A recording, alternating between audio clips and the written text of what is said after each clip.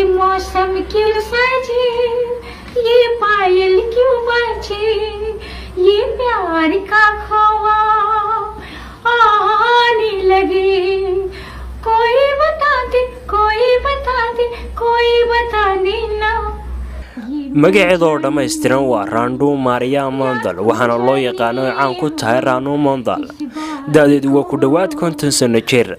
waxay 2 ilaa 3 toddobaad ugu dambeeyay haysatay baraha bulshada sida YouTube, Twitter, Instagram, Facebook iyo wixii la halmaala gaar ahaan qaaradaha Aasiya, Ameerika, Yurub iyo Afrika oo ku banday. waxa si aad looga taageeraa dalka Hindiya oo ah barbilowga caanimadeeda.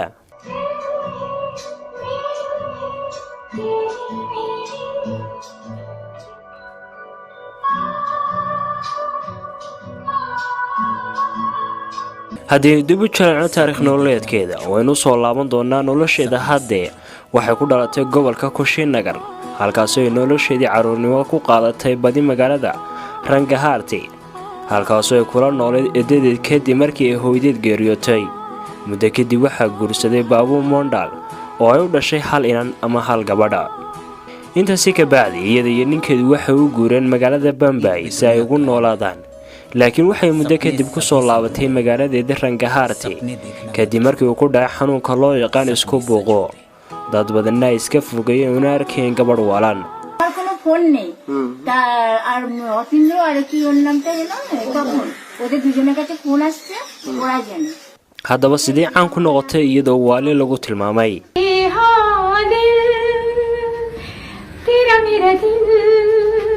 waxay isla hadal iyo buuq badan kadib bilowday inay wadooyinka ka heesto, laakiin Rando waxa ay soo caanbaxday kadib markii la arkay iyadoo si toos ah uga heesaysay xaflad lagu soo casuumay. intaasi ka bacdi waxaa si aad ah ugu faafay baraha bulshada sawiradeeda oo qurxoon iyo muuqaalo laga duubay.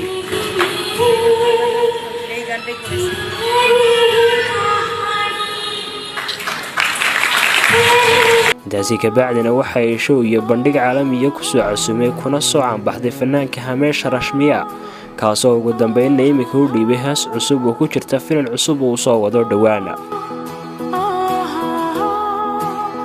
Superstar singer में जब रानू जी आई मुझे बहुत ही डिवाइन आवाज लगी।